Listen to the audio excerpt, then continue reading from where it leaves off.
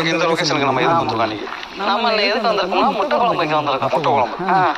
ஆமாங்க, முட்டை குழம்பு வைக்க போறோம். சைவ முட்டை குழம்பு. அப்படியா? ஆமா. நம்ம அடுப்பு பற்ற வச்சு வேலையை ஆரம்பிச்சுடுவோம். ஓகே, அடுப்பு நல்லா பிடிச்சி கட்டி வைங்க.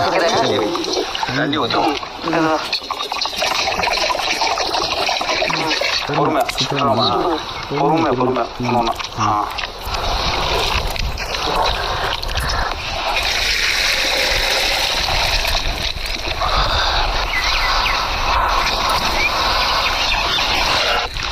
நம்ம மல்லிகைப்பூ மாதிரி